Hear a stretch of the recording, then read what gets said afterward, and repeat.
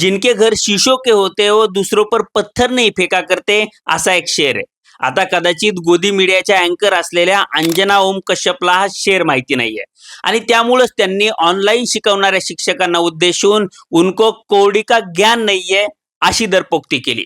आता त्यांनी ही दरपोक्ती करण्यामागं किंवा त्यांना या शिक्षकांचा एवढा राग येण्यामागचं कारण म्हणजे नीटच्या पेपर फुटीबद्दल हे शिक्षक ऑनलाईन व्हिडिओ बनवतायत आणि त्यामुळं सरकारची एक प्रकारे कोंडी होताना दिसते किंवा सरकार या प्रकरणामध्ये कॉर्नर होताना दिसतंय आणि त्यामुळं अंजना ओम कश्यप यांचा संताप होणं हे साहजिक आहे. पण अंजना ओम कश्यप या त्याच पत्रकार आहेत ज्यांनी धर्मेंद्र मरण्याच्या आधी त्यांना श्रद्धांजली वाहिली होती किंवा ही तीच गोदी मीडिया आहे जी 500च्या आणि 2000च्या नोटांमध्ये चिप शोधत होती किंवा ये मेलोडी इतनी चॉकलेटी क्यों है असे भंपक व्हिडिओ बनवणारी सुद्धा हीच गोदी मीडिया आहे.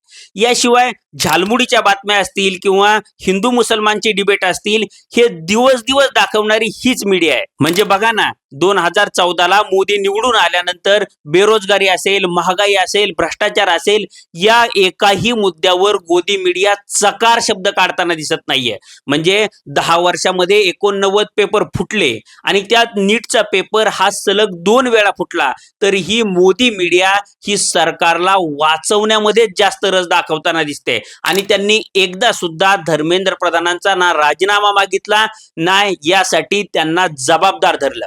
उलट धर्मेंद्र प्रधानांना कोणी प्रश्न विचारला किंवा नीटच्या पेपर फुटीमध्ये सरकार कसं अपयशी ठरलं हे सांगण्याचा जर कोणी प्रयत्न केला तर त्या लोकांना दो कवडीचं म्हणून हिनवण्याचा प्रकार हे गोदी मीडियाचे अँकर करतायत. त्यामुळे आता या गोदी मीडियाचे चॅनल्स बघायचे की इंडिपेंडेंट मीडिया बघण्यासाठी युट्यूबवर यायचं हे तुम्ही ठरवायचंय.